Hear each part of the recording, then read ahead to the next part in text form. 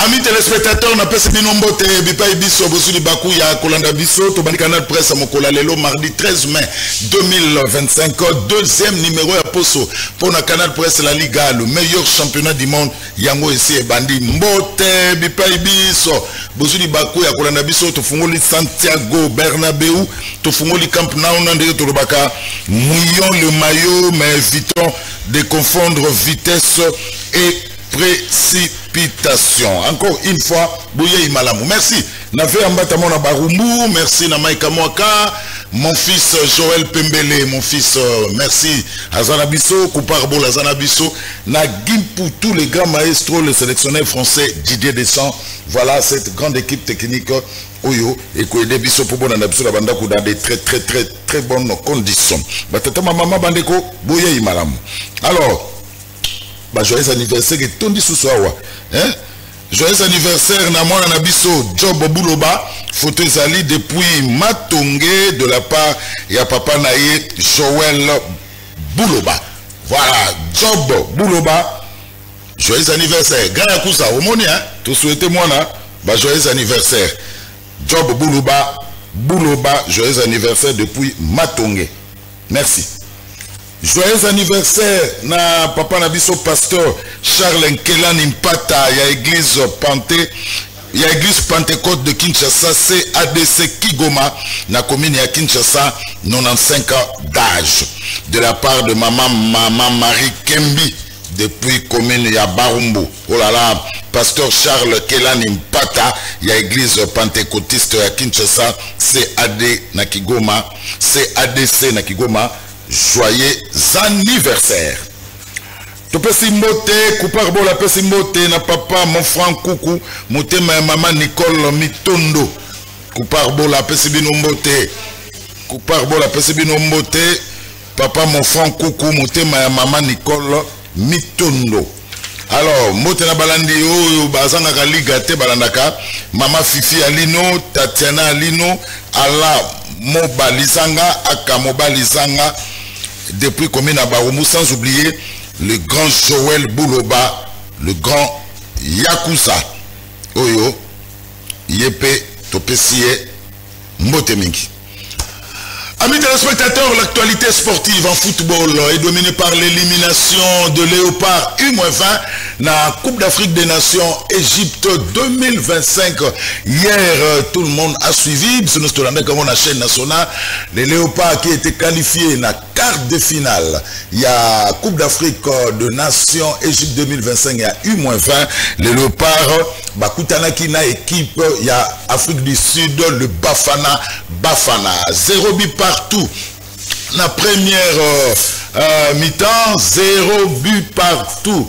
Na temps réglementaire, il fallait 2 fois 15 en prolongation et les Léopards qui ont bien joué les I-20, Basala qui est éliminé parce que le Bafana a marqué un but.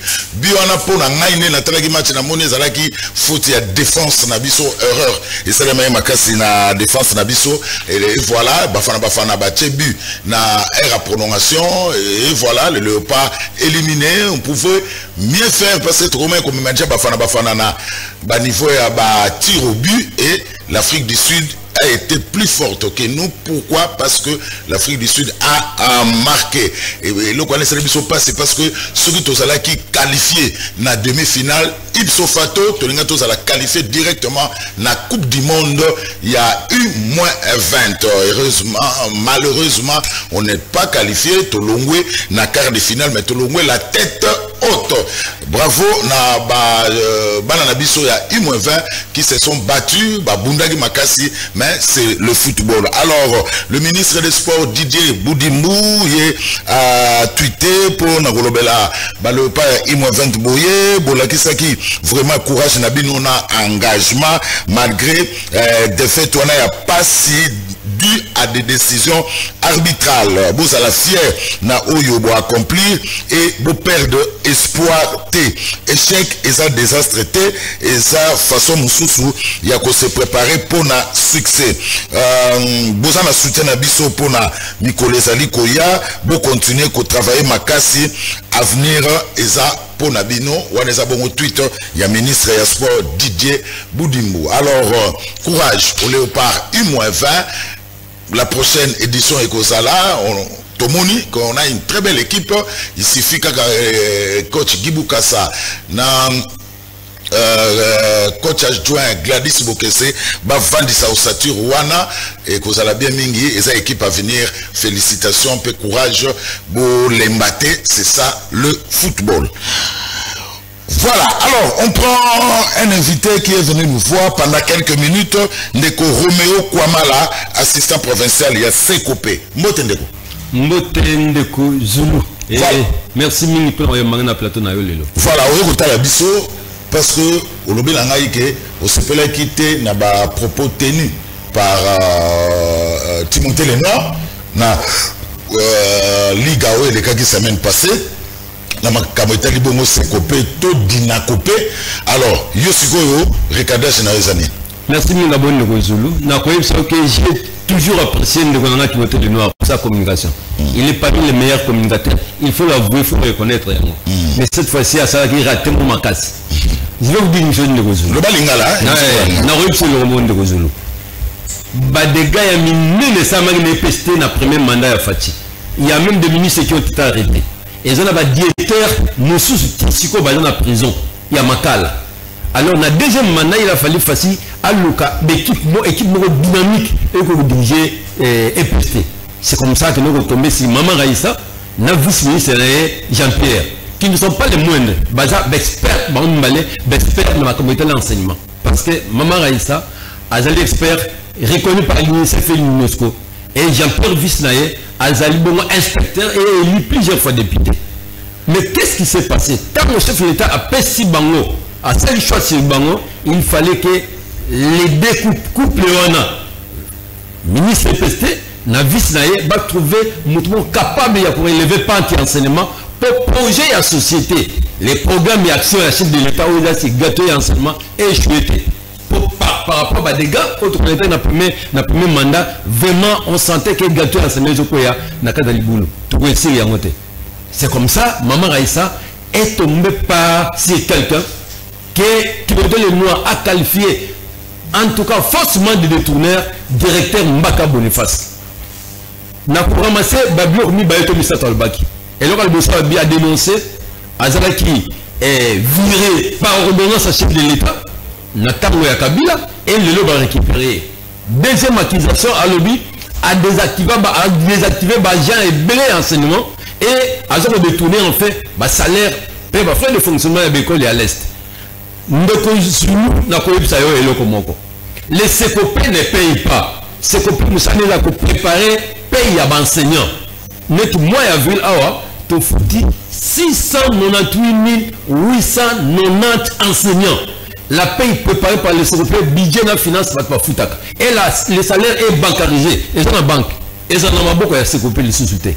Par quelle magie, Mbaka a que nous avons un salaire, il y a un enseignant, exemple, il y a Est. Et puis de deux, vous connaissez la situation de passer à Est. Donc, je vais à Est là que tout ça a changé par Batoua M23 accompagné par les Rwandais. La banque commerciale, où est accompagné à ça? Banque centrale n'a pas faut pas foutre balaxi la banque nous est fermée même l'association de Caritas il faut les a fermé. Maintenant nous avons une difficulté n'engeni ba salaire comme na balaxi wana ya est. C'est ça la grande difficulté que nous avons. C'est comme ça que le ministère des Finances, ministère du budget, banque centrale va utiliser on peut payer les enseignants ne fisqués par monnaie électronique. Salaire il y a des thèmes Mbaka, il y a beaucoup à se répéter. Mbaka a été viré Nathan Kabila. C'est vrai, les gens l'ont vu. Les salaires à ce moment-là, si on a beaucoup de diétaires provinciaux à ce qu'on appelait à ce moment-là chef de cellule, pour raison d'éthique, comme celui qui a engagé les Européens, en tout cas qu'il soit viré. Il a été viré. Mais au regard, il y a Babou, danger de perspective courir. Chef de l'État Fatih Beton a eu la décision pour intégrer. Il n'est pas le premier. Rappelez-vous, général Edi Kapen, avec condamné à mort par Kabila. Mais Fatih a eu la décision par son ordonnance à libérer. Il a été le cas pour Mbaka. Et Mbaka aujourd'hui, si ce n'était pas Mbaka, la situation catastrophique. N'a pas fait. On peut-être une méco qui mettait les noirs n'en a pas. D'ailleurs, on a résolu un débat contradictoire qui mettait les noirs. Quand se fixe rendez-vous, on a contact, qui mettait les noirs, tout le temps à Awa.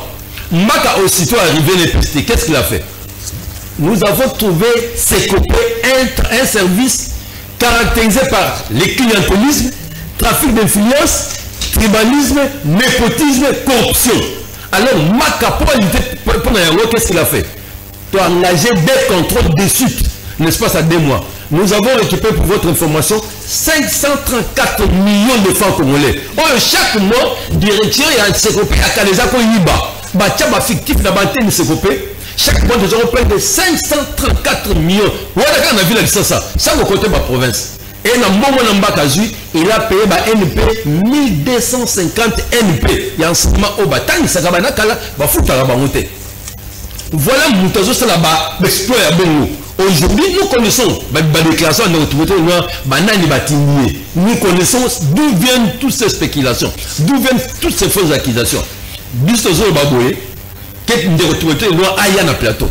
Comme à ça qui m'a fausse accusation et pas dans le résolu, nous avons voulu lui réserver ses droits de réponse et pas dans le plateau dans le canal presse. Et au moins, dans le canal presse, pour te démentir, Baféwana, Nosso. Mais sinon, pour dire que Mbaka de trouver l'argent, c'est une fausse information. Les salaires, il y a EPST, ils ont bancarisé. Nous avons le salaire, nous avons comment on a la banque, la TMB, l'Equity Bank, l'Access Bank, on peut s'engager pour identifier un moutou. Photo passeport, carte électorale, sorte. Passeport, ton nom, c'est ce qui va te permettre de toucher salaire à moutou la banque. Jamais on ne joue salaire à moutou, aucun ne salaire, ça c'est faux. Et puis Mbaka n'est pas moindre. C'est un pasteur. Mbaka c'est passé, c'était dédié. À quoi ça c'est à bongoté. Mais nous connaissons Bandeko Obajo qui s'est coupé en otage. Pendant 2 décennies, pendant 10 ans, plus de 10 ans, c'est coupé comment il y a famille, il y a clan. Et ce sont ces gens-là aujourd'hui qui sont dégraissés les dents, ils peut-être pas intégrés, ils ont s'est coupé. Maintenant, comme il y a eu des consultations, gouvernement, ce qu'ils ont dit, après la consultation de Béran, il faut qu'on attaque Mbaka, il faut qu'on attaque Maman Raïssa, il faut qu'on attaque l'équipe Mbaka, il faut attaquer le vice-ministre Jean-Pierre. Mais ce sont des fausses accusations. Je prends d'ailleurs vice-premier ministre Jean-Pierre à témoin. C'est la fonction publique. Les CCOP, c'est les services de l'État, ils ont un fichier très très fiable, incontestable. Merci. Message à Souka, 1 minute. Oui, message à Souka, il a dit que au Congo peut s'en avoir opportunité de mettre les noirs. C'est beaucoup. C'est une caméra, moi. Non, tu mets les noirs. Et Naï n'a pas pour un débat contradictoire. La Liga. La Liga. Et Luka, Baton ne peut pas dire que ma fausse information ne va pas besoin d'éléments. Parce que ça fils maison. Aux enseignants, aux enseignants, vous ne connaissez rien. Quand moi, Biscuit m'a pensé que Wana, ils ont peut-être peur que. Je connais que c'est une intention pour nuire dans Mbaka. C'est pour ça que je demande de résolu. Nous avons dit que Yaka tout le tout ce que vous avez raconté, c'est du mensonge et maintenant le représentant va faire spéculation, voilà un peu ce que je peux dire en définitive. Roméo Kouamara, assistant provincial et à Sekopé, to Dinakopé. Comment Dinakopé? Mais moi, je te dis que la vraie réforme et l'enseignement, ce ne sont pas des noms. Bon, c'est venu d'un ministre, comme il dit dans Copé. Et on peut dire que ce n'est Copé. Copé. Nous, c'est Copé. Roméo. C'est vous à contrôler le paix enseignant. Voilà, Roméo Kouakala, merci. C'est moi qui vous remercie. Simbela, Osengi, Timothée Lenoir, débat contradictoire dans la Liga, à Yokio. Sera aux alana ba élément terrain en Santiago Bernabéu en haut. Aya c'est moté. Mon Dieu. Aya c'est moté na oya antaki yamal hein. Ça vous dit na oya antaki yamal. Yo oya antaki yamal. Na oya antaki yamal. Yeso oya antaki Modric. Pema. Ponga na za secondaire. Maman na secondaire nani? Ah, Pedi bazana na Deyong ni bon makamuza. Na Frankie Deyong. Na Deyong na Pedi on se woni ngai. Je tanga na premier plan d'enseigne. Maman donc il faut bon maman. Aja belema ya bien menga da fils maison c'est je donne comme information sont des frères. Hier azuba fait et outil ba fait. Merci beaucoup. Respectation outil bisamso. René Komala dit Lamine Yamal, merci beaucoup. Merci. Voilà, mes téléspectateurs, on a terminé avec Ndekoli Boussa. Alors, on prend un autre invité. Canal Presse La Ligue est vraiment très sollicité. Alors, il est là, Arma Ossase, l'homme de carnet d'adresse. Bon. Bien international. Oui, ce que nous avons dit, on a dossier bello, mais les bissawa. Likamnin. Problème, les alliés. Ndeko Zulu Zali international. Na yebisa yo émission na yo est-ce que yebi que président de la République a kolanda biso andi parce que président anda ka émission na yo. Na poto ndenge to lo baboy. Château Rouge. Baza plein au makambo dans l'engina lo ba eza somo. Oh. Oui. Soko ke na Belgique na Matonge. Place à Kovan des athées. Ba ose la sco biso na yo. Voilà. Allez, aujourd'hui, problème des années. On a traité. Ndeko Zulu na deux dossiers. Na lingena expliquer d'abord le dossier à Onatra et puis il y a souka dossier à Sonas. Allez, Onatra problème. Voilà. Ndeko Zulu, le président Tshisekedi. Tango azui ba fonction en tant que chef de l'État. Akuti Onatra netanine. Mokolo maréchal a kolongwa Kinshasa bato bazolanda biso maréchal a tiki on a 37 bateaux 8 trains en mouvement ekotambola maréchal a kena nyongo ya bato na traité jour ya remise et reprise entre le président Tshisekedi na ancien président Kabila de 37 bateaux 0 bateau de 8 trains 0 trains Kabila Tikiban on a 28 mois d'impayement. Chemin de fer à Koukoufa, département PTF, et ça y a Koukoufa, banda qu'on a Babotoli. Maintenant, tant que Fachi a eu pouvoir, le président Tshisekedi, en 2019, Mbalayali Bosoto a créance pour 4 pays. Parce que en 2016, on a touché à 4 pays seulement. 2017, 3. 2018, Bato Bandaku, Mabale Koufan, 2 pays. La gratification pour la Kinshasa, Congo central, intérieur. Tant qu'on a comme président intersyndical, Facha du pouvoir. Nayali Moutouali Bosso, Nakei Kobunda. Les Rwanda Bruno Chiba, la première ministre, Azraïa Seroubero, ministre, vice-premier ministre de transport, na Aria voilà ministre des finances, président, Wana Vekan, merci, na l'actuel président de l'Assemblée nationale, directeur du cabinet chef de l'État. Yo yebi une émission na yo, to soit 4 pays, 2 millions par mois, grâce à Fachi.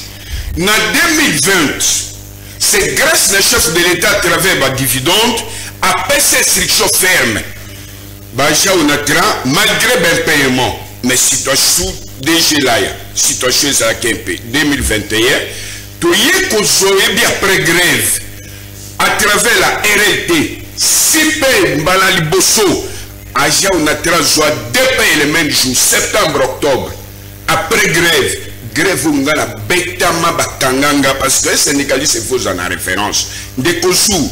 Na moment ya Kabila 18 ans, nga kasho na kotate apa ndolo. Ba kasho presque tout yebi ozo kendora nderenga visite même na makala. Et je suis une référence. Alors maintenant, tout y en 2022, grâce à l'institution chef de l'État, président Tshisekedi, tout y est kozo babengango redevance logistique terrestre, c'est-à-dire que baja ba futa maka à travers ici l'institution ya Chila Lingeti, oh vraiment sali bravo na msala salaki. Et Jean-Michel Samankonde, Premier ministre, 2022, 2023, 0 arriéré pour les actifs, tout y est en 2024, Vous y est que le président Yambabiso, total to présenter situation ya onatra to ye président ko pesa biso 4 pays to bengango toro elingi kolobani ba paye présidentiel ngamu tuna convoquer chef de l'état président pesa biso 4 pays parce que siko na sanza oyo et les retraités et les actifs crime social président lobi o mais formation ngazala ki nangote na présenter président situation nyonso ya société et lelo oyo ndeko jour na année oyo basali onatrano bazui paye blocage ça voilà na comme mais d'après cela il y a déjà des réactions oui il y a déjà des réactions oui ndeko moko asa na natalobi ndeko zulu oui toujours la normalement ça c'est mais tout ça na 6 mois il y a une réaction on a tout ça na 6 mois c'est ce qu'on a commis le problème est bah c'est ce qu'on a commis c'est quoi tout ça na 5 mois 5 mois il y a le 6 mois c'est là décembre 2024 janvier, février, mars, avril, parce que mai, tous ans, on a 100 ans, maintenant, nous sommes voilà, tous ans, on a 5 mois. Tu connais le président de la République, tu pèses toute la situation au Natra, avec des pistes de solutions. C'est de quel pays? Président a pèsé, instruction à premier ministre. Pour la situation à bonne, parce que blocage de l'élo et paye à Baja au Natra, c'est la primature. Depuis quand les chefs d'État, dont les Tanga Mukanda, Tangelan de Komukanda, Yoka cabinet du président de la République, le directeur de cabinet, concerne demande d'audience participation de l'ONATRA, l'effort de guerre, accusé de réception, messieurs. Bakomeli Arma Ossase Okitankoy, président des syndicats représentatifs de l'ONATRA SA, Claude Nkungu Mukanga, secrétaire des syndicats représentatifs de l'ONATRA SA à Kinshasa Gombe. Messieurs, son excellence, monsieur le président de la République, chef de l'État, me charge d'accuser réception de votre lettre référencée 006 SR-ONATRA PR 02 du 5 février 2025 lui adressé au sujet de l'objet repris en marge et vous remercie. Réagissant, la haute hiérarchie vous demande de vous rapprocher de son excellence, madame la première ministre, chef du gouvernement, du vice-premier ministre, ministre des Transports, voies de communication et des enclavements, ainsi que du ministre du portefeuille qui me lise en copie pour meilleure compétence. VA agréé, Anthony Kinzo Kamole, directeur. Depuis mars, tu connais le premier ministre Ngamoko. Tu pèses ma piste de solution pour dans un mois, Bajaba soit 4 pays. Bissongam Nasali Shemawana. Tu connais le premier ministre. N'a pas si exemple. Saman Konde. Tu connais le président Tshisekedi un certain mardi. Vendredi, président Tshisekedi a pèsé si chaud à premier ministre Sama. Azaraka fonction. Un dimanche, premier ministre Beninga. Na téléphone. Mais ça, je te reçois lundi. Ndekozu. Na minute. Exécution de chef de l'État. Comment président a passé instruction à premier ministre depuis mars? Parce que le 19 mars. Oui. Bon, schématiquement, tous en Babengango, piste de solution facile. On même les gens qui ont 3 pays dans Baja ou Natra. Premier ministre, voilà, et ce qu'on peut toucher. Juste un accordement financier. Mais ça c'est sabotage d'État. 2. Les chefs de l'État, ça garde de la nation. Il faut président pour suivre. Tokomeli, pour rappeler le Premier ministre, le crime social non atra. Conformément à l'article 39, conformément à l'institution chef de l'État, article 36 de la Constitution Bokanabiso, instruction président chef ou à nommé Benga Bisoto Peso ba piste de solution au sorti de l'audience, Baja Bazoba paye. Lélo Baja on a 5 mois. Mingi Bazo vivre et sauter. Ma balle est athée. Blocage, c'est la première ministre. Deuxième exemple. VPM Jean-Pierre Bemba Yambinga Mokoloa. Oyebin de Kozou, c'est un nationaliste. Natour Naï, Nakena Moni VPM. Voici les institutions chefs de l'État. 1. Où est concerné rapport privé. Déposons le même jour, le VPM Jean-Pierre Bemba. Il est le seul ministre à exécuter mes chefs de l'État, moins de 48 heures. Tous les ports fermés. Voilà les nationalistes. moins de 48 heures azinga lobi Armand yo kendena dicap cabinet nangale bossel ngalete tous les ports fermés. Bemba sauver le pays. Jean-Pierre Bemba non, c'est un nationaliste. Moins de 48 heures. Mais comment premier ministre président copé sur restriction soi-disant au nom agenda d'État, mais agenda d'État avec la situation où on a 13 entreprises géographiquement stratégiques sur les plans sécuritaires. Aussi les gens qui ont mis grève, parce que toujours qu'ils ne faire grève. Et la première ministre est toujours préavisée. Je suis venu annoncer officiellement sabotage par la première ministre et avec le chef de l'État. Président lobby urgente. Ça c'est quoi? On est où? Alors, c'est quoi? Non seulement ça. Est-ce qu'on soit battu? Lauréat, non la 4e réunion du Conseil des ministres.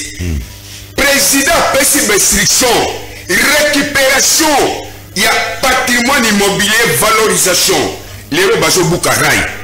Au Yebi Batouba mener des marches, c'est grâce à l'application avec VPM Jean-Pierre Bemba. Mais Premier ministre est tout au lié. Nalindi Bacha Balandanga. Instruction président Pesipo na paye na biso. Parce que l'État zali actionnaire unique. Mon société c'est l'État. Bacha tout on a travaillé tant on a bundakan au niveau du gouvernement, ma solution est mais président Pesipo solution tout soit payé. Le ministre des Finances Doudou Fouamba. Il y a un ordonnateur. Avant bimisa paiement, il faut visant, il y a chef naïe. Pas plus tard que lobby. To comme il supprimatique to lobby, to zana ba piste de solutions faciles. Moins de 10 minutes, to pesibino. Mais ndekozo. Blocage au niveau de la primature. Donc, les souffrances à Baja Onatra et maman premier ministre. Ayali Mukongo. Les chemins de fer. Exemple, Nzele Zali Sousouté, Maman de Alingaki, pour former un institution chef de l'État, de Kozo, Yango, l'institution président de la République. Voilà, reprise des trafics ferroviaires. Tout ça, plat directeur. Il y a Kozo, ce chemin de fer, batterie, qui a sa matadi. Tout, tout présenté, Moukola et Mbakan Bisso na réunion à Liboso. Maman Lobi a tiré commission. Nous sommes victimes. Il y a basse spoliation et les lois la bomo natra. C'est l'État et tout son président. Vous savez, Nalobaka, nous avons la chance d'avoir le président Félix Tshisekedi à la tête du pays. Armand Ossase, l'émission est très suivie, on vous suit de partout. Donc, au moment où vous avez sa primature, donc les lois on a travaillé en retard, il y a 5 mois un paiement, il faut que la primature. Oui, c'est la primature. Voilà, c'est là.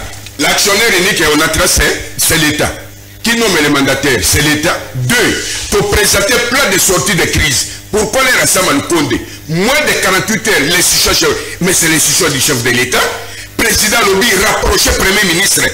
Ils savent que la Premier ministre, voilà le budget pour Pessabisoboy. Nous avons des pistes de solutions. Je suis un expert. Dans la société, on a très bien. Tout que Mouta même la bango va salaire c'est le président. Pas plus tard, pourquoi n'a pas la première ministre a convoqué tripartite. Moins de 48 heures, Baja va vous avoir payé la bango même 3-4 pays. Et si je suis chef de l'État, Yango, on va combien de béton. Béton à répondre, c'est le chef de l'État. Carnet d'adresse. Oui, c'est pas facile, on connaît le chef de l'État. Et le président répondre moins d'une semaine. N'a combien le président 4 jours. Il y a écart. Président répond, après Singa raison. Alors, Koutana la premier ministre. Président Tindingate Keno Keno Lukandeko Sou ou Luka Dejo bien PCA. Koutana la premier ministre parce que l'action du gouvernement c'est piloté par la première ministre qui est chef du gouvernement. Le ministre des Finances, Doudou Fouam, le seul ministre des Finances, où il y a salon dans le pays, c'est Doudou. À cause de la décision patron naïe, chef naïe, le ministre des Finances a cause de Sambongoté, sa visa. D'ailleurs, à se référer à la décision Premier ministre, il y a IGF, où il y a le but que tout paiement fait soit visant, il y a Premier ministre. Parce que Yé Moutazali, coordonnatrice et action du gouvernement, qui présente, qui défend le budget devant l'Assemblée nationale. Merci beaucoup. C'est la Première ministre. Merci. Deuxième décoso. Dans le dossier de spoliation à Onatra. Villa M56, c'est ça, grand frère Nayo, camarade Neo Lambert Osango Azalaki. Ndako Zali a biso famille. Ezandako Onatra. Ndako Onatra. Président Tshisekedi, Je me réfère toujours aux institutions du chef de l'État. Yangoyo, à lobby valorisation et protection des patrimoines immobiliers. Les présidents chargés par ministre, n'a pas mandateur, va valoriser mais ils ont des contrats gagnant-gagnant. Bateau le bazar n'a pas mauvaise interprétation. D'après le président Sangwazalaki, Babouki Yango, syndicat lobité. Non, d'ailleurs, moi je suis son petit frère de mes pères et mes mères. Bisso Tango a couché après 40 jours. On a tiré Bimisa Bisso Nandako. Sabotage d'abord. Deux, Batia Moutoumoussous. Et les ressources qu'on a tiré à récupérer Ndakunaye, soit à valoriser, soit. Et Bisso famille, tu as vérité de quelle disposition. Ou même des faits en vie. À Kondi Mangote. Bisso tout salé honneur. Papa a perçu l'éducation, non, ils ont la société. Nous protégeons grâce à Nabiso. Tu récupères combien de villas? Il y a Villa Mavungu na Kitambo, Villa Manzaliwa. Sokopao, c'est grâce Tango n'a commis président. Moi, je ne suis pas n'importe. J'ai carnet d'adresse.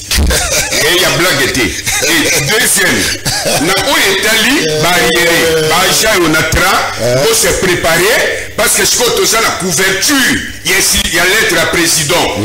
Président a fait instruction, solution c'est la primature. Et je vous promets que Tozan a ma piste facile. Dans une semaine, beaucoup soit des babors. Vous voyez, Toro, Ngam Nayaka, Nango, deux pays le même jour, c'est pas facile. Deux. Toujours primature. Président Tshisekedi Ayambinga n'a parlé de cité de l'Union africaine. Nathalie, si président, que nous sommes les seuls pays où le code des assurances va libéralisant en faveur et à ce président Kabila. Parce que ça en faveur à payer. Va brancher les en caractère à souveraineté du pays. Va libéraliser à côté 1 automobile, incendie, tout risque chantier. RC maritime, Ezali Maréchal Averouyaka, ordonnance Yangoyo. Comment voulez-vous libéraliser? Nous sommes les seuls pays.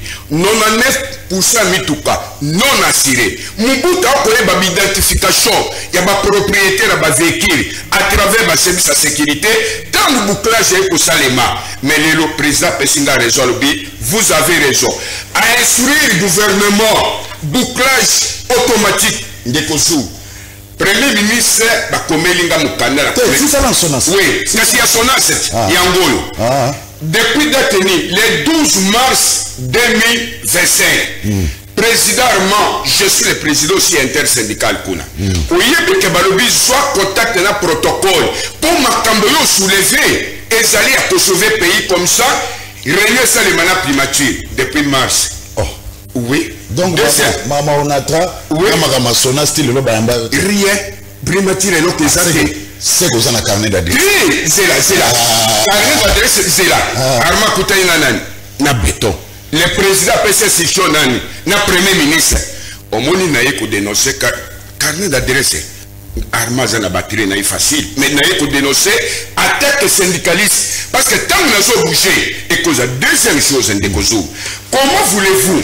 Sokotali, dans l'article 122, il y a code des assurances. Et pour interdire autorité des régulateurs, ARCA, à un certificat d'assurance. Il y a un copain des modèles. Mais exactement que l'autorité des régulations a commis côté un certificat d'assurance. Suite à un marché, où il y a des lots, il risque de assurer dans la société privée, pour réassurer en gros l'Ibanda. Donc, déviation et marché des assurances, mais c'est un sabotage d'État de Kosoum. Comment voulez-vous la primature de Kosoum dans la Kosoum, le président du Sénat, Samal Konde, n'a testé. Excellent, j'ai une information. Président passé à la maison. Sama, non. Fatih, Azaki n'a deux collaborateurs. Les loyaux. Dans la situation à vie de Kinshasa, capitale plus sale du monde, c'est Congo, désordre embouteillage Nzele Zake, tout comme autant de Nabamoto. Tout c'est parce que l'action gouvernementale est bien coordonnée, institution chef de l'État, sabotage d'État. 46e, 48e réunion du Conseil des ministres, président lobby, toutes les sociétés et assurées à l'État à travers la SONAS. Mais les autres, ce n'est pas le cas. Alors, Bilo Kwaboui, maman, je dis aux amois si à l'Ibosso. Oyo, le premier ministre, maman, thérapeute, ma collaborateur Nayo, ben si choix boyé, et ça sabotage vis-à-vis, il y a chef depuis mars, agenda d'été zo permettre été dans l'entretien baja bazokufa acha unatra batosonas tout ça qu'on s'est préparé sur le peuple d'Indefa. Merci.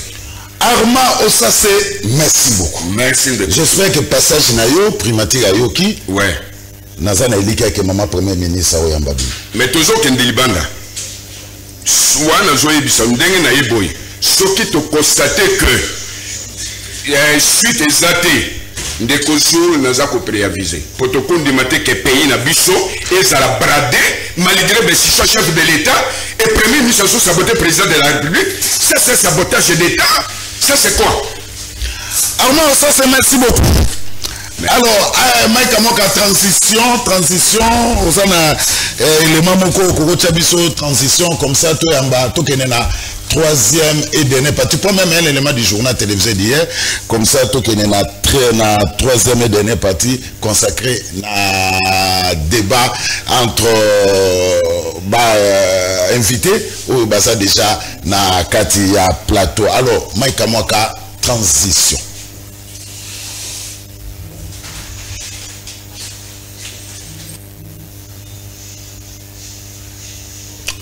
Le professeur Jacques Njoli, l'un des panélistes, a entretenu l'assistance de l'impact de la résolution 2773 sur la protection de la population civile dans le cadre des conflits qui déchirent l'Est de la République démocratique du Congo. Pour le porte-parole de la Chambre basse du Parlement, la protection civile est une priorité d'action des Nations Unies. Cependant, il y a lieu de savoir que cette question de la protection humanitaire constitue la conséquence. Pour trouver la cause, il faudra aller au-delà des conséquences. Dans l'optique de trouver la cause, la résolution 2773 est le fruit des actions diplomatiques menées par le chef de l'État, Félix-Antoine Tshisekedi Tshilombo. À la question de savoir qui sont à la base de cette grave crise de l'Est de la RDC, le professeur Jacques Njoli, s'appuyant sur la résolution 2773, n'est pas allé par 4 chemins pour soutenir que cette guerre d'agression est menée essentiellement par le Rwanda et ses supplétifs du M23 AFC. Par ailleurs, le rapporteur de l'Assemblée nationale préconise une discussion sérieuse avec le Rwanda à l'exemple de ce qui a été fait à Doha, au Qatar, et une signature des traités de paix qui se fera à Washington, aux États-Unis d'Amérique.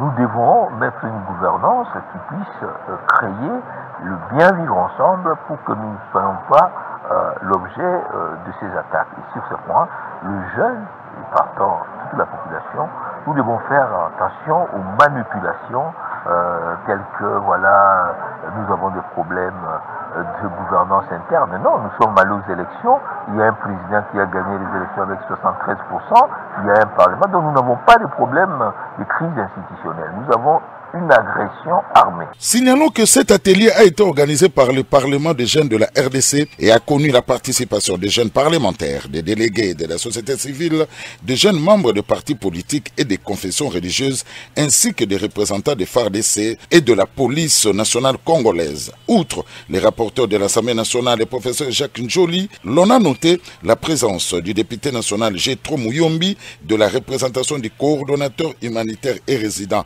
Bruno Lemarquis, ainsi que celle du président du jeune parlementaire Hussein Ndala. Voilà, merci Mike Kamwaka, mon réalisateur du jour. Mike Kamwaka, merci. Alors, amis téléspectateurs, on prend la dernière partie, c'est la partie débat. Débat avec Maître Tinda Obulu Kwese. Maître Patrick Tinda Mungali Bunga. Obolu CC. Oh, c'est que ça vient de cause. Ah, merci. Maître Patrick Tinda Mungali Bunga. Mona Okata Ongolo Obu Cheche. Merci. Merci Ndeko Zulu pour l'invitation. Merci beaucoup. Je crois que ça fait longtemps. Namoni Kuluturangai. Merci de nous représenter. Merci beaucoup, Maître Patrick. Alors, Gino Bakokela, Moté CG. Moté Ndeko Zulu. Merci pour l'opportunité. Na PCP Mouzimi Wangai, Patrick Tinda. Mon avocate au bout CC, Moté, ça fait longtemps, ça fait plus de 4 à 5 mois, tout le monde a raté. Mais tu as vu que mon tambouzana a occupation naïe, n'a pas si Moté la chef de l'État, Félix-Antoine Tshisekedi Tshilombo, la très distinguée première dame, n'a pas si Moté na Mamandona, premier ministre Kanabiso, Judith Suminwa Tuluka, na pesimbote na Jean-Pierre Bemba Igwe Baimoto na pesimbote na Constantin Bengele chef ya parti na biso initiateur ya Union fait la force toye poto kabola masolo ya mboka ba téléspectateurs bazwa vous allez essentiel. Merci. Voilà, débat lelo, ça défait la chronique, pour ça, pour les banalistes politiques, vous avez l'actualité, que ce soit Maître Patrick, que ce soit Junior, Bakoke, la moine Équateur, Mambenga, Tilipi, Lili Bende, Patrick Yosa, province. Mongala, na Mongala, Grand Équateur, Mongala, Mongala, Nabumba, Jean-Pierre. Ah, voilà. Alors, Équateur contre Équateur, Grand Équateur contre Grand Équateur, les lots na plateau. Est-ce qu'il y a eu détournement au niveau du ministère de la Justice? On m'a dit 39 millions de dollars pour la construction, il y a prison, il y a Kisangani. Est-ce qu'il y a eu détournement? Il n'y a pas eu détournement. Il y a eu Nicolas Kassada qui a raison. Maître Patrick Tinda, il y a 5 minutes.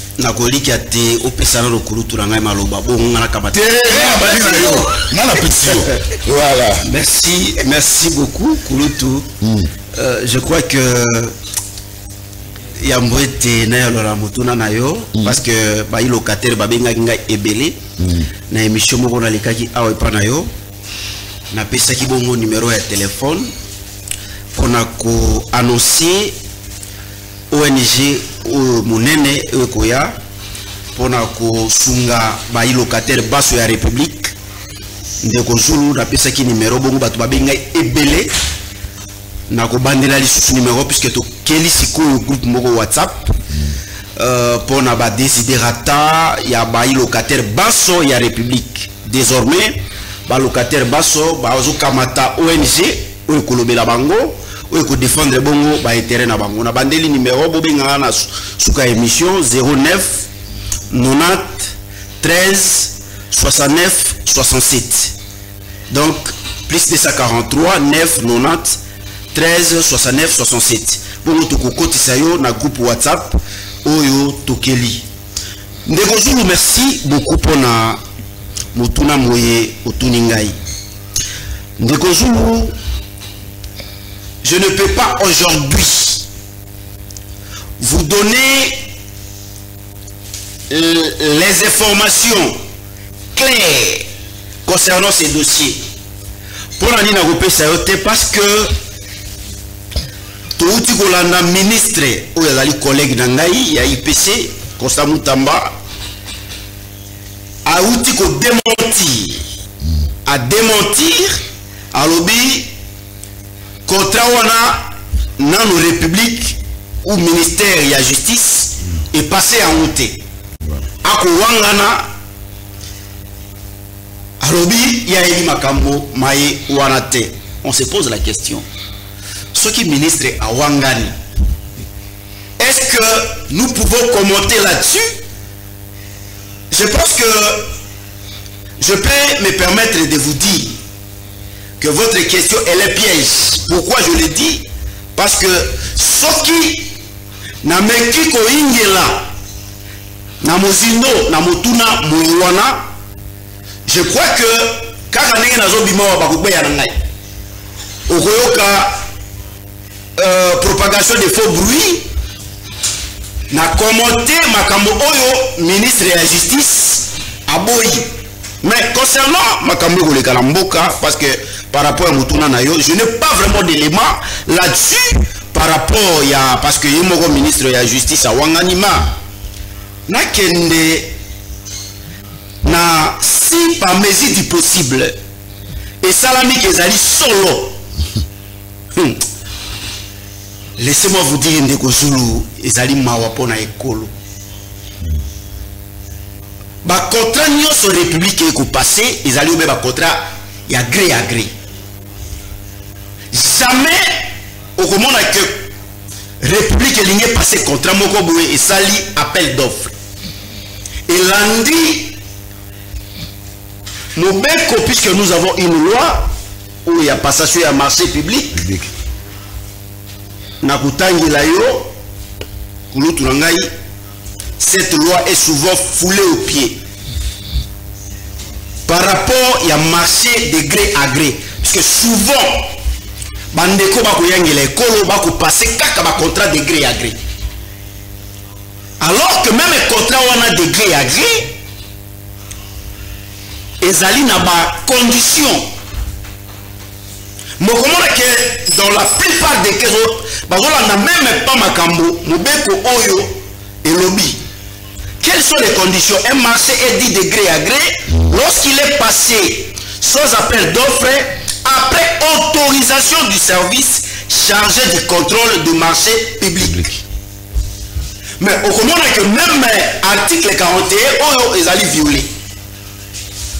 Article 42, il ne peut être passé de marché de gré à gré que dans les cas suivants. C'est deux matonos, deux points. 1. Lorsque les besoins ne peuvent être satisfaits que par une prestation nécessitant l'emploi des brevets d'invention, d'une licence ou des droits exclusifs détenus par un seul entrepreneur, un seul fournisseur ou un seul prestataire. 2. Lorsque le marché ne peut être confié qu'à un prestataire déterminé pour des raisons techniques ou artistiques. 3. Dans les cas d'extrême urgence. Dans les cas d'extrême urgence. Ndekunangai kulutunangai zulu. Nasuka na tele manano tawan. 4e balobi, dans les cas d'urgence impérieuse motivée par des circonstances imprévisibles ou de force majeure. Tout qui n'est pas mesure du possible, puisque le ministre a Wangani. Parce que si par mesure du possible, et ça dit que, puisque il n'y a pas de fumée, ça fait. Banda to fandi na binoa, non to ke lokwa buite, mais il y a Wangani. Mais toko au salaka ba enquête. Tout yeba si c'est vrai, mais si s'avère que makambo nungu toyoki ezali solo kulutu na ngai zulu okomona que ezotalisama polele que na mboka na biso bato bakoyangela mboka balingi mboka te parce que kotala ba marché mingi au degré à gré que c'est passé dans mboka na biso okomona que les conditions telles que fixées par la loi et zozala respectées. Est-ce qu'aujourd'hui il y a vraiment urgence? Il y a extrême urgence. Nanobi, si pas mesure du possible. Donc on m'attend que et ça la mibolo. Ce qui est qu'il va s'allier appel d'offre été. Mais va s'allier appel d'offre été pour nani. Parce que pourquoi tu appel d'offre nali République a bénéficié. Atala nani oyo prestataire nini oyo à taxer, à facturer moké, bah apprécier mon salaire, bah ça la déjà, bah tali et aussi facture, bah facturer bah facture proforma, bah tinda bah tala bah examiner. Nani oya ko sala biso na temps na durée à moké, mon salaire qualité et puis prix, bah apprécier le ronyo wana. Mais boni kulutu na ngai sulu toko yoka na nungu que et salami degré à gré, mais degré à gré o salamo comme on a que il y a pas extrême urgence kotonga ndako ya prison na Kisangani, j'ai tout a priori qu'il y a extrême urgence pour les autres que va passer le marché wana degré à gré. Donc c'est pour vous dire que s'ils savaient que c'est vrai, nous donnons la raison. Na moko na bango oya zalaki na bango ndeko zulu ebe pa ngane Équateur balobaka soki nzombo ayebisi que ngando azali malade ndimelai bongo maemaso Nicolas Kaza dialobi ezali ba propagation ya pauvreté ezali moko baneko simba bisolo l'ordonnateur principal boko sala makambo na bino ministre à budget et il pas naïe, il a ordonné na gouverneur ya Banque centrale à bimisa bongo misolo bongo kulutu zulu koyoka Nicolas Kaza depuis kolandi sama na motuna moyo tuningai ndenge na lobaka seko mboka ezali na chance te na mituna ka est-ce que mboka oyo kotali la tongo pas puisque Voilà. baye bakokamba mboka balingi mboka te. Voilà, merci amis téléspectateurs, excusez-nous pour l'interruption. Il y a un problème d'électricité, toujours électricité na Kinshasa. Mais Patrick, on va conclure, on a il y a 39 millions de dollars pour la construction, il y a Tonga prison, il y a Kissamani. Je tenterai de vous dire que d'abord, par rapport, il y a déclaration, il y a ministre, il y a justice, ministre d'État, il y a justice, Oyo Awangani, que Ayebi Makambo Manate, je crois Siko Loko la ministre de la justice, Awangani, je crois qu'ils ont des enquêtes sérieuses.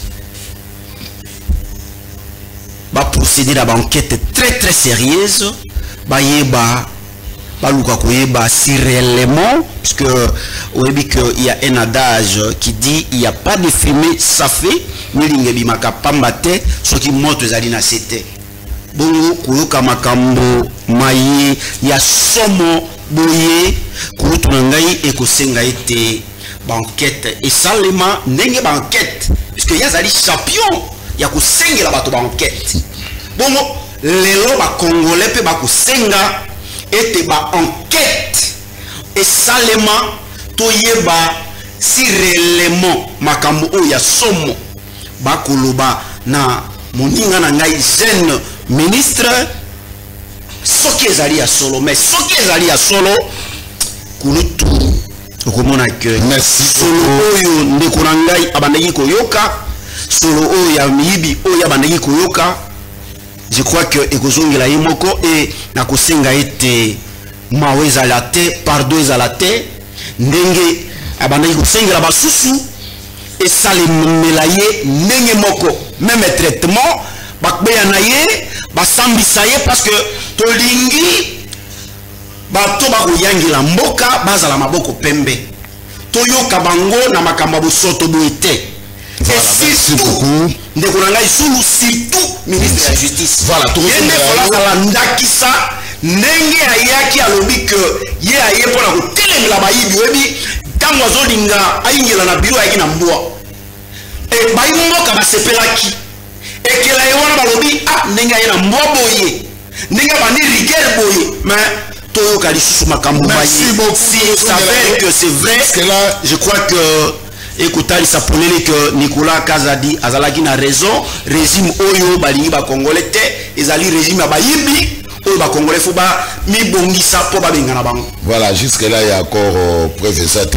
Alors on a ça na komimo ka aller poser des constructions d'une nouvelle prison à Kisangani dans la province de la Chopo avant Nazwa Junior Bakokela n'a encore reçu aucun financement du gouvernement et aucun compte n'a encore été crédité. Ces propos émanent des sources introduites au cabinet du ministre d'État en charge de la justice qui reconnaissent tout de même l'existence de ces marchés conformément à une décision du Conseil de ministres datée du 8 novembre 2024 et ayant autorisé la construction d'une nouvelle prison ou des maisons d'arrêt à Kinshasa ou en province et d'assurer aussi que la procédure requise pour un marché de gré à gré suit son cours normal. Une lettre en bonne et due forme a été adressée à la Première ministre tutelle de l'autorité de régulation de marché public qui est la seule habilitée à accorder cette approbation. Chez Constant Moutamba, on se veut très procédurier dans ces dossiers sensibles qui touchent une prison et particulièrement à une question de sécurité. Et on brandit à Congo Guardian une lettre du Mineta Constant Moutamba datée du 7 mai 2024 dans laquelle il répond à une demande de formation du secrétaire exécutif du CNRF datée du 2 mai sur ce même dossier. Moutamba assure que toute la procédure est respectée, à savoir l'autorisation spéciale de recourir à la procédure de gré à gré, l'avis de non-objection et l'approbation de l'autorité approbatrice qu'est la Première ministre et qui a été dûment saisie. Il n'y a aucun mystère sur le fait qu'une prison rentre dans la catégorie d'infrastructures sensibles dont le marché se limite au gré à gré. Explique ensuite l'interlocuteur du Congo Guardian, qui rappelle également l'affaire du projet de construction d'une résidence officielle du chef de l'État à la Cité de l'Union africaine. En 2019, en effet, une lettre attribuée à Eberhard Kolongele, alors directeur de cabinet adjoint du chef de l'État, faisait état d'une demande d'avis de non-objectif à l'ARMP pour un marché de gré à gré pour ces projets. L'affaire avait soulevé un tollé similaire.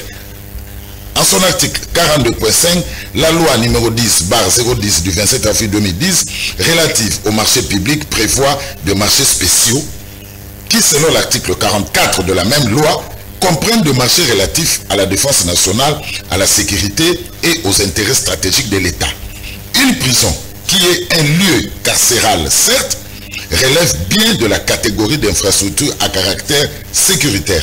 En fin de compte, l'on comprend que toute l'agitation sur ce dossier est due à une simple rumeur. Alors, Junior Bakokela, Namakambu Oyo, quelle est la responsabilité à ministère et à finances et Zawapi? Merci Ndeko Zulu pour l'invitation. Merci na co-débatteur Patrick Tinda Ogbo CC pour avoir Atikiba multiples occupations dans les poteaux Kabola Pato Alelo. Mais avant de répondre, il va falloir la salle c'est Oyo. Nous avons fait l'émission à la suite de la Société nationale d'électricité SA. A fait ça sur le nous malais en raté, dans le Bakiango, dans le plateau Ebélé. Rapidement. Direction à distribution à DKN, Kinshasa Nord, ils ont composé la commune de Barumbu, Kinshasa, Lingwala, Gombe, Katsavubu, Bazwa Kibongo, chance.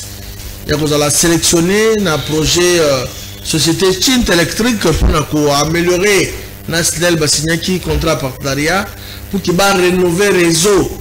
Le réseau est oumeli et ça lui va 2-3 décennies. Il va changer le câble, le matériel, comment il y a Kala, il va falloir sous le leadership et top manager Fabrice Lucine de Walusangue, maman bienvenue, de Basali Ango, sous l'impulsion chef de l'État, Tshisekedi Tshilombo Félix. Nengo, Kulu toujours la Koyebisayo, il faut que auto comité de gestion là basali en place. Boye bako ba engagé ba journalier au nombre 927. Ouais, côté la ça le matin. Ba engagé. Tikala ko ça le matin. Engagé Billy. Tikala loba. Et tikala ko ça le matin. Ba petit na ba. Voilà, depuis que l'accident a existé. Dans 2022, ba engagé qui 36 personnes. Parce que le DG a cela qui nommé en octobre 2020. 36 personnes Bakotaki. En 2023, 139 personnes. Journaliers, s'il vous plaît. En 2024, 389 journaliers. En 2025, le mois de mai, 363 journaliers déjà Bakoti. Au total, 927 journaliers. Basala Kapé Boni. Et le Bakulu Tunangaï Bobo Bolumbu. Le top manager qui est là, maman DGA, Azali Wana maman bienvenue na Fabrice Lucien, le top manager, Bazali ko respecter l'instruction chef de l'État d'abord ba journalier. Avant de banda, il faut et banda nandako. La charité bien ordonnée commence par soi-même, dit-on. Ba journalier ba là, c'est pour la première fois tout le monde a déjà ko respecter, qu'on peut s'honneur à ba journalier. Yango moni comité on a sauté au meki aussi mais bango pas journalier ba koloba yoza moloki ozandoki le kola ba de composition baza ko reconnaître ba effort ya mokonzi amboka te. Donc on ne peut que féliciter le top manager Fabrice Lucine de Walusangue. Merci beaucoup. Féliciter maman bienvenue pour à tous qui a un to conformément à la vision chef de l'État. C'est très important. Wapi responsabilité il y a ministère de la finance na dossier ya kotonga prison. Na kosi na boboko alikamu Ndeko Zulu. Toke rapidement, toke. Au moni la RDC manquait l'homme qu'il fallait, soit l'homme qu'il faut. Je cite nommément Doudou Fombali Koundeli Botaï, le ministre des Finances. Au moins, ma responsabilité, selon ma âge, mais selon ma compétence. Doudou Fomba a fait montre aux Congolais que Jeanne a réussi comme ça la mieux. Dans le dossier, ils ont coulé encre dans la salive. Lobby n'a tangi dans l'article moko dans internet. Balobi Doudou Fomba, ministre des Finances. Comment il s'appelle encore comment il s'appelle Moutamba, ministre de Justice, met dans le sac va prendre banque. Dans ce qui va trouver l'ami, Boyebi Doudou Fomba. Doudou Fomba Azali na école et papa Etienne Tshisekedi Wamulumba, la bonne gouvernance. Depuis que Doudou Fomba comment le ministère de la Finance, la procédure, il y a un paiement d'urgence et c'est là, et c'est la prioritaire. Doudou Fomba, il respecte à Tanguy Mikané, ministère de la Finance, à Tanguy les effets coutumes, à l'obi non. Je dois me conformer ce que j'ai appris aux côtés à grand maître. Le sphinx de l'humanité, au moins on a été ce que tu le mot héritage. Jamais au bout d'un Doudou Fomba, dans le paiement d'urgence, c'est à la gâté. Mais ici, il y a un problème. Je suis dans le lieu sacré, mais je dois dire rien que la vérité. Nulle part, dans le trésor public, dans le compte général et le trésor public, va financer projet à construction à prison na Kisangani. C'est-à-dire, en d'autres termes, en outre, le ministère des Finances n'est ni de paix, ni de loin de cette histoire. Bon, l'on va aller dans la Camboana parce que il y a ça orthodoxie dans la finance publique.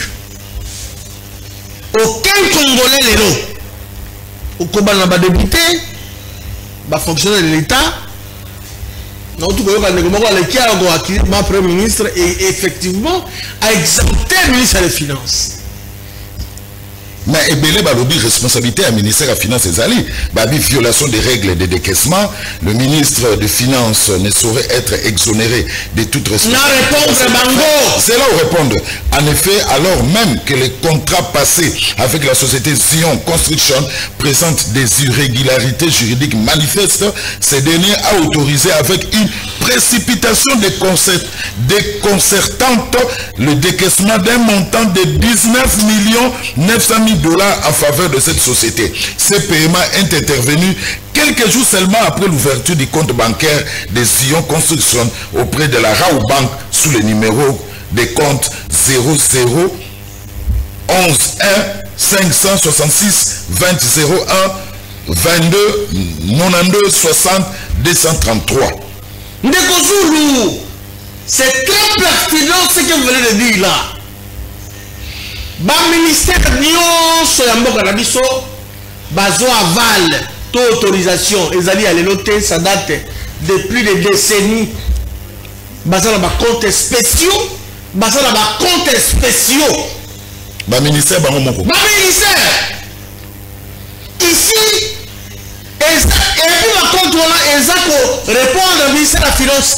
D'où son matin comme ministre des Finances a saisi ma réforme pour que dans la compte sur la compte moko et à trésor public baba na dépendre le ministère de la Finance pour l'orthodoxie et puis pour la sérieux à la ordre à la parce que le ministre de la Boucanton pourquoi à quel moment comme et comme ça le gouvernement donc bon on a boni bolo baptisa bon il y a compte il y a ministère de la justice laissez-moi évoluer bon rébellion ministère oyebi makambo bima bitumba ya 6 jours entre l'Ouganda na la République du Congo. L'Ouganda a été condamné par la justice internationale pour la repêche congolais des millions de $. Donc bafuta biso bafuta kayango progressivement et bandi na comment il a dit ministre Moutamba Rose et bandi na Mamoutombo Rose je dirais même Tambe Mamba Rose Moutombo qui n'ont les autres toujours que na comment il a dit encore je junior son nom la tuile bisa ya justice tout Moutamba Et donc, Makamon et Zali et Zalakabongo. Mais maintenant, le problème, c'est comment? Oui. Lorsque le ministre pose ses actes dans le monde, d'abord, on est dans la rapport pour indemniser la victime, la Kisangani. Oui, mais aussi, le gouvernement a quelques pourcentages pour l'action.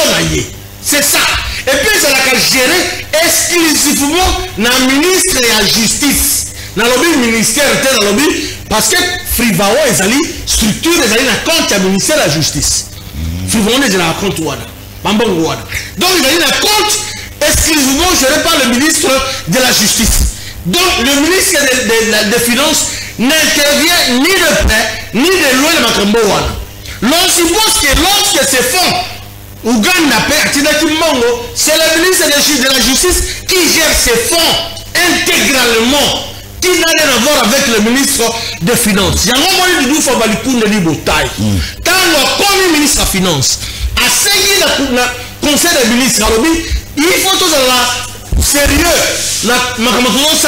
Compte la compte unique. Et puis, c'est là qui valide le conseil des ministres. Tout ça, c'est l'effectivité, c'est-à-dire que il faut elles sont en compte du trésor public. Le ministre des Finances va contrôler. Parce que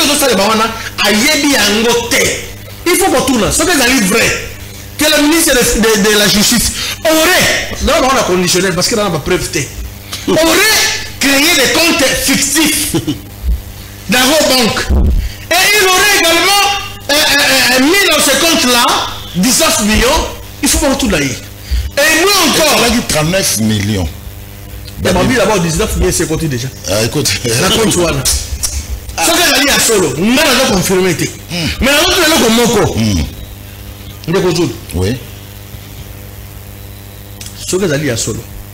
Le ministre de la Justice, comment a-t-il créé, qu'on peut ça marcher dans une société qui a créé dans le mois de mars? Zion Construction. Zion Construction. Pourquoi? Et ça a créé dans quelques mois. Dans le mois de mars. Nous sommes experts dans la passation bancaire publique parce qu'il y a des formations. D'abord, durabilité de la société aux ont marché. Est-ce que vous allez respecter? Et ça va pouvoir se finir. La réalisation, ni Zion, on a bien dit que et t'aurais immeuble tel, et t'aurais immeuble tel, et bon, et t'aurais le robot. Je l'ai dit, dans ça, le bande il y a Franck Ediongoté, Congolais, mécontent, frustré, comme un rebelle. Mais moi, je l'ai dit la vérité, parce que je suis Congolais. Je suis de l'Union sacrée. Est-ce qu'il y a eu oui ou non détournement? Ou bien tentative de détournement? Bon, en outre. Parce que ma preuve pesate. Ma preuve pesate. Tu as confirmé que tu as eu tentative. D'où il faut ma service habilité, ça l'enquête. N'ayez pas dit Wangai. Aouti Koloba, basa la enquête, Patrick Tinalobi, pour que toi qui a fait quoi dans cette histoire? Même mais si tu vois c'est celui qu'on cherchait. Merci beaucoup. Merci beaucoup. Patrick Tinda, avant oui, par rapport à Likambo, où ils ont défrayé vraiment chronique, il y a le ministère des Finances qui a réagi par un communiqué officiel, prétendu paiement pour la construction d'une prison à Kisangani. Le ministère des Finances informe l'opinion, Maïka Mwaka informe l'opinion publique qu'aucun paiement n'a été effectué ni par les trésors publics, ni à partir d'un compte relevant de sa gestion en rapport avec le projet de construction d'une prison à Kisangani, tel que répandu sur les réseaux sociaux. Ce dossier n'a été pris en charge ni de près, ni de loin par les services du ministère des Finances. S'il s'avère qu'un tel paiement aurait été effectué, la source de financement serait donc ailleurs. Il faut rappeler que dans notre pays, il existe des comptes bancaires dédiés à des projets spécifiques et des comptes spéciaux qui ne relèvent pas de la compétence du ministère des Finances. C'est d'ailleurs pour résoudre cette problématique que la réforme en cours sur le compte unique du Trésor a été initié par le ministère des Finances et approuvé par le Conseil de ministres. C'est ce que j'ai dit. En outre, il est utile d'indiquer que depuis l'investiture du gouvernement souminois en juin 2024, la RDC a fait des avancées majeures en matière de lutte contre le détournement, la corruption et le blanchiment des capitaux, consolidant ainsi l'action du président de la République Félix Antoine Tshisekedi Tshilombo, chef de l'État. Les dispositifs de lutte mis en place fonctionnent normalement et renforcés régulièrement afin de s'aligner sur le meilleur standard international. Et si un risque est identifié, une réponse adéquate est immédiatement apportée. Telles sont les missions des organes comme la CNRF, les CONASAFIC, les COLUB et autres relevant de la galaxie du ministère des Finances. Enfin, Son Excellence le ministre des Finances réaffirme son attachement à une gestion rigoureuse, transparente et crédible des finances publiques conformément aux règles en vigueur en vue de matérialiser la vision que porte le chef de l'État Félix Antoine Tshisekedi Tshilombo. Fait à Kinshasa le 12 mai 2025, Alain Malata Kafunda, directeur de cabinet. Alors, le ministère des Finances a lobby. Tamunuko, Batikanata Kufuta, bon, il y a construction, il y a prison, il y a sanité. Pour normalement, il y a un budget, et mes beaux chikouna pas moni en moté, et les qui n'a chaîne de dépenses, pas moni en moté. Alors, maintenant, si quoi, balobi que 19 millions et demi, qu'on appelle la justice, balobi, bah yebi li kambouanate. C'est pour partir tinda, tondi melanane. Oh, merci beaucoup Kouloutou. Je crois que Natika Ramonogona n'a côté. Atambola Kanango. Je rappelle embouteillage. Naoki Kouloutou Nangai ou normalement ce cas à la cas jeune moko ou azali na conscience. Si moi il y a déclaration à Nicolas Kazadi, il pouvait quitter l'union sacrée. Naebi Sakayo Seko Osoko Mokolo. Tala Libomoye. Osoko monene bana bazokola tala avenir ya bana nayo tala avenir ya bana nayo tala avenir ya mboka pona kuma awa nakutani na problème sérieux ya embouteillage na tiki moto la nanga na bokebi et ezo salota sonité na makambo maso Nicolas Kazadi alobi tile lozo continuer na union sacrée ba ibanso Kouloutou bazo continuer ko demeurer na union sacrée malgré ma déclaration forte il y a Nicolas Kazadi, ce sont des gens mais il y a c'est ça bango baso bazali bato balingi mboka te balingi ba congolais te toujours sala boye na ba embouteillage ba congolais bazo sala boye pour bafuta bandako cher vie commis intenable si j'ai embouteillage la langue na bokebi et ce que les miliki les kio salama kamususu kende continue na belingi no miliki soko moninga koyaka te na moni elenga miliki parce que alobi ils sont des oga batinda te ba rebelle monsieur pour votre formation vous avez franchi la ligne rouge. Bolobaki jamais vous soulana ba patin ou bobenga vous considérez qui ba patin. Et aujourd'hui, ba peki sibino même vous tenir ba propos durs envers bango yo yawa ba service tala soke bobo kamatai. Parce que à tenir ba propos durs na landi moto amenda lobi nanga c'est notre frère. Pour toucher nanga te. Mais yawa il me considère rebelle pour la photo soi-disant moi namboka Franck Diongo wakangaki. Moi je m'appelle Franck Diongo monsieur. Secrétaire général. Écoutez monsieur, et moto oyo tokoka nungu à cause il y a simple photo. Au changer un sujet. Écoute non, la changer te. Moto oyo tokoka nungu ministre de la justice, ministre d'État à cause il y a simple photo à sengi basambisa mona mboka Franck Diongo bakanga biloko naye. Nako senga biloko Costa Mutamba bukanga yango.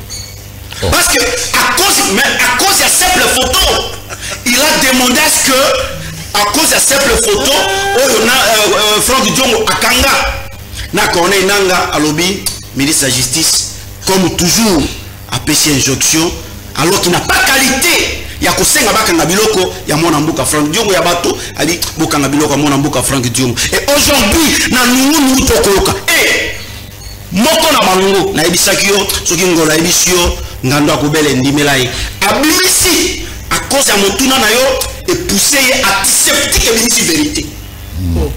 À cause ya motuna na lobi ezali kote ya Frivao akamati mosolo kuna.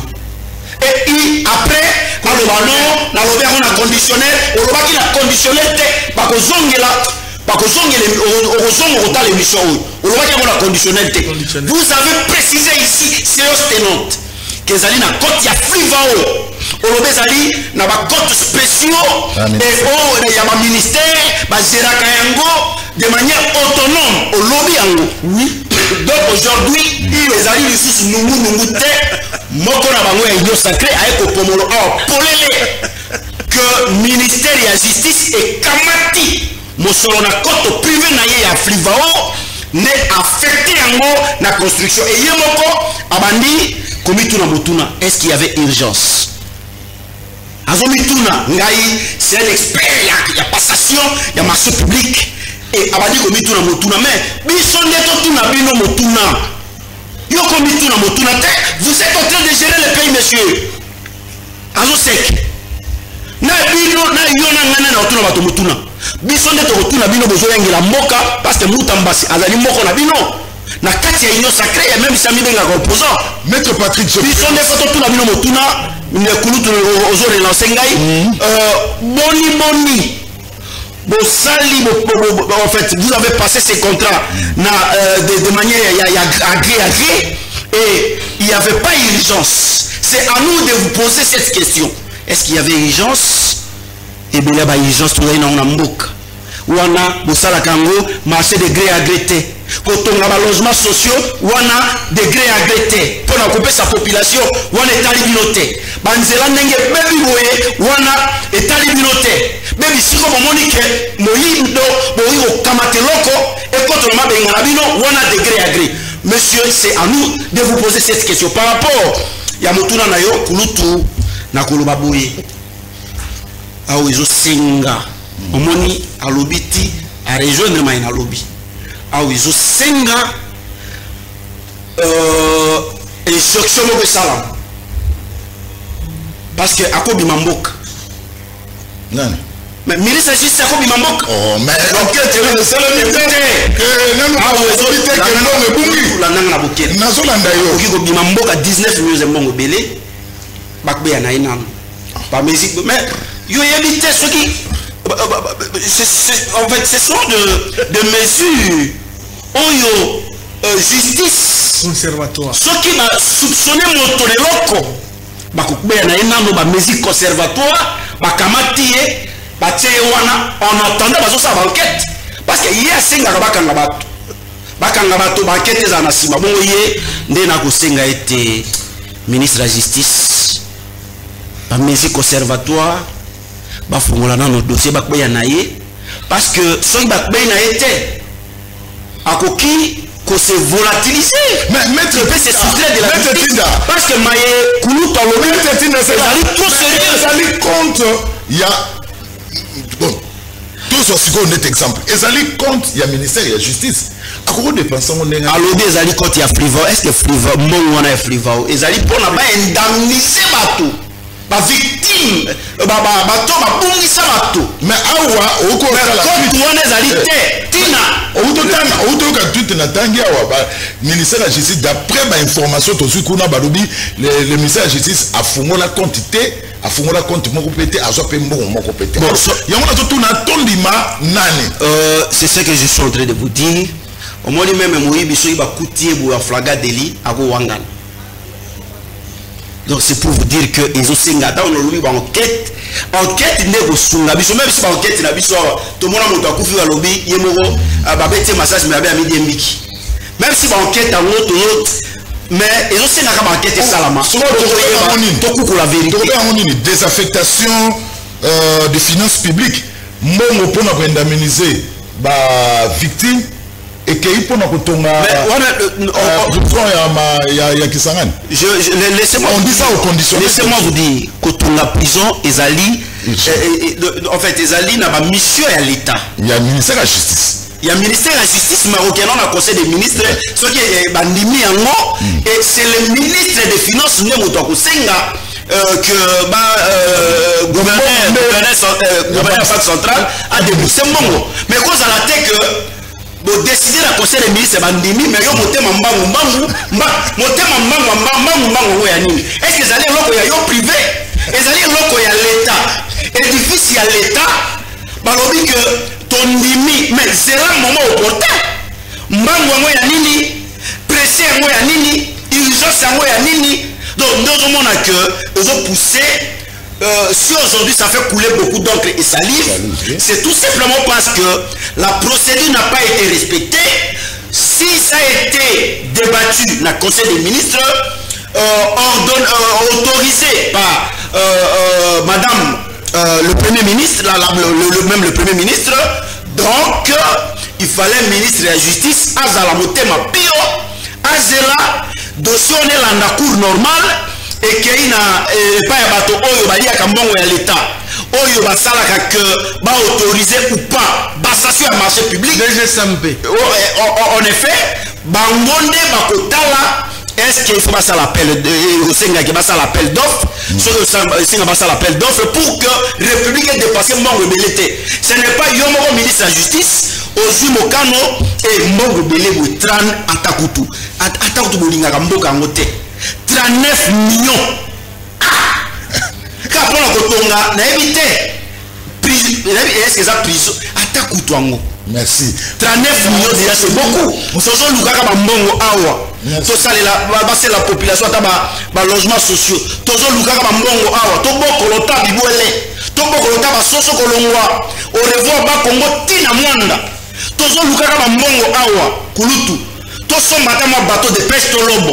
Ba Congo Ba Kufanzala Namboka Oyo Tondi. Merci beaucoup. Tondi Mai Yabisi. Merci. Mais Ozomona que Bandeko Oyo. Merci.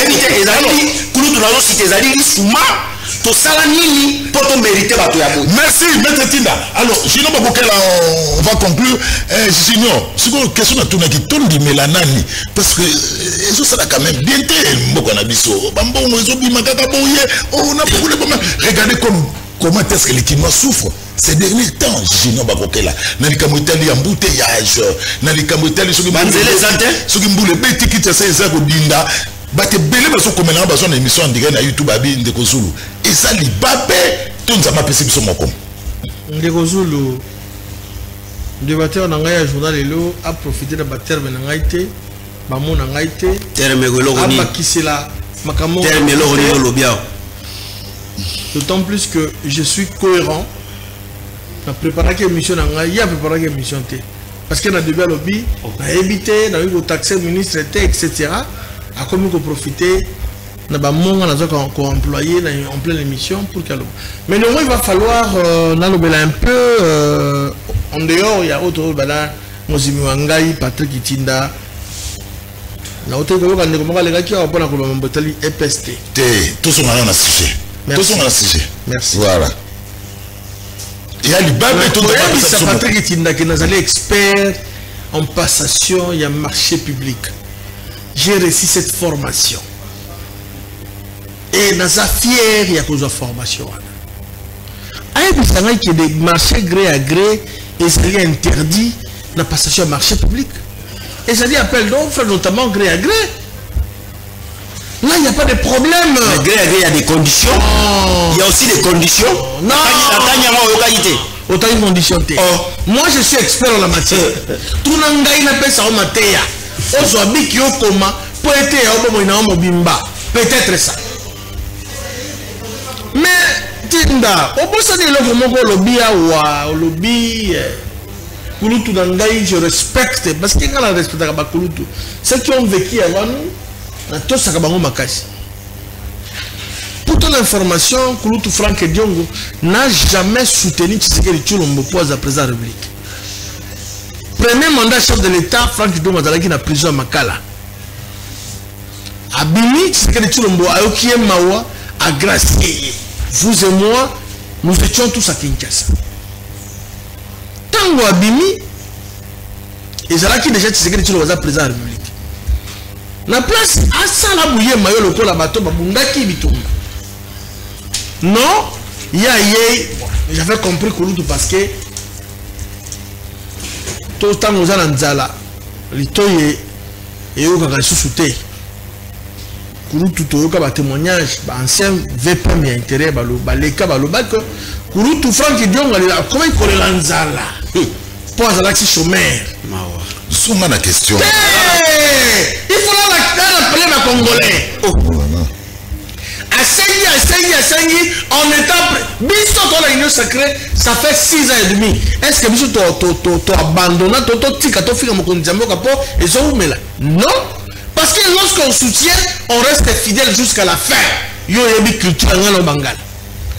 Ce qu'on lui montre jusqu'à la fin. Pour nous, t'as tellement pressé. Merci beaucoup.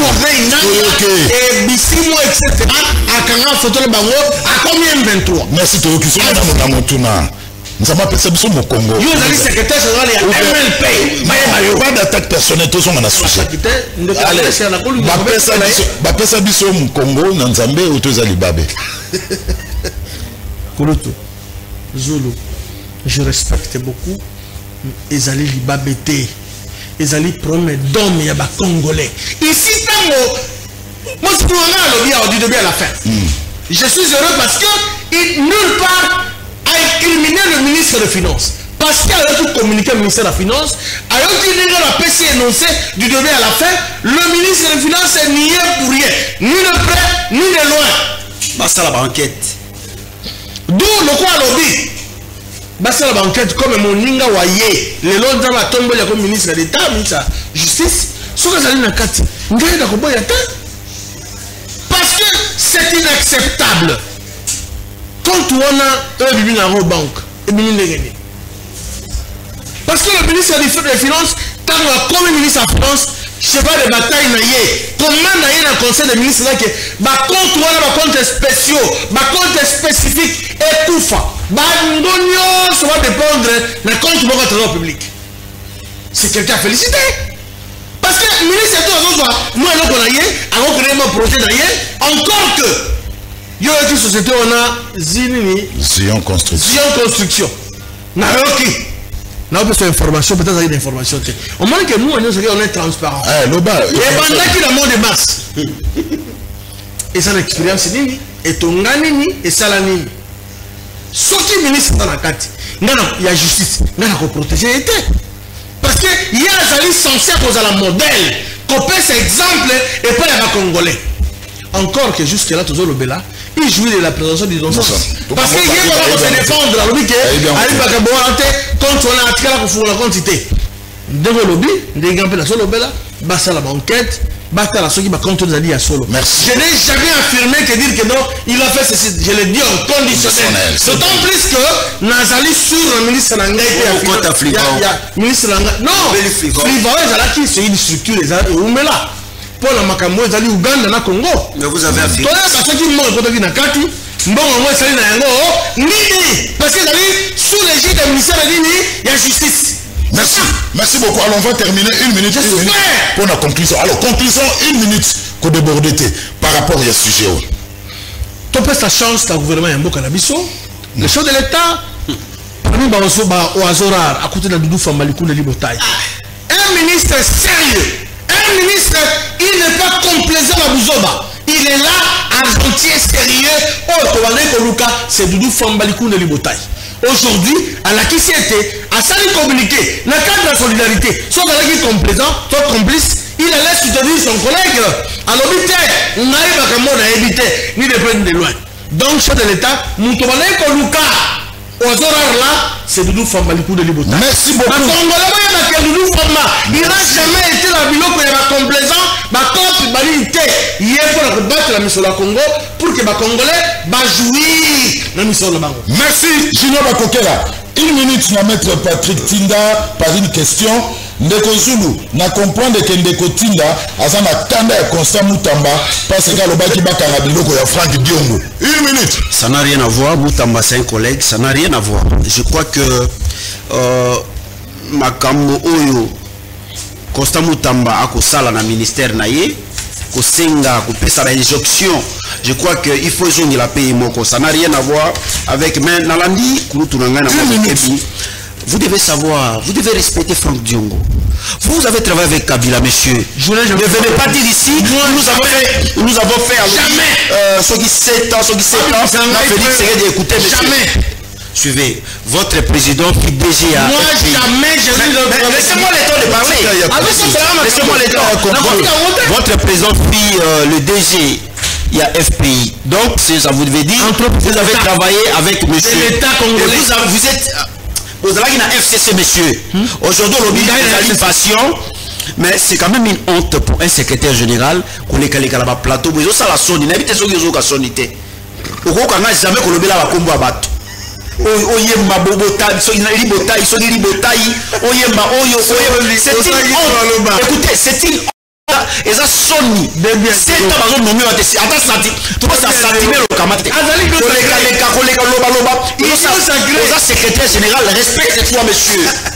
Aux secrétaire général d'un parti mallette, respecte-toi. Tu ne peux pas te rembiler dans tous les médias. Écoutez, monsieur, en train de chanter le nom des gens. Tu dois te respecter. Tu dois te... Et puis, partir on a mon obéi. Allez, pas allez. Donc, la présidente de la Ligue des femmes, la Ligue des jeunes, donc, est capable même à plater parti, est capable. Donc, monsieur, vous devez, par rapport à Magamutu Solo, ils ont senga, la nana la bouquette. Ils ont senga. Banquette moko sérieuse parce que zali misolo ya mboka toye basoki zali mbongo oyo uti na koti ya Flivao mbongo ya Flivao ezali te mbongo kotongela ngo ba maison d'arrêt ou bien ba prison mbongo wana ezali mbongo ya kondamniser ba victime et mbongo wana il faut ça la mosala ya kondamniser bato oyo babungisa ba parents na bango trop jeune bato oyo babungisa ba ndeko na bango bakamata mosolo na bango voilà mais banquette il faut parce que il faut banquette salama toyeba les nani Aïbi au Babinga Yoya Bana Bongo ya Mboka. Merci beaucoup. Allez, on va lire le message. La coalition Lamuka invite le peuple à la messe de suffrage et hommage au professeur Mathieu Kalele aujourd'hui, le mardi 13 mai, dans la cathédrale Notre-Dame du Congo à 10h. Je crois que c'est Bandaki déjà. Tout comme il Nicolas Kaza dit raison, RDC a répété pour un détournement pendant que le peuple a zomona passé, va fonctionner, va soldat, va zomona passé, kasi biso na braza, va fonctionner na ba militaire, puis va policier, va foutre makamalamu, sergent soit 400 000 francs CFA. Pasteur Valère.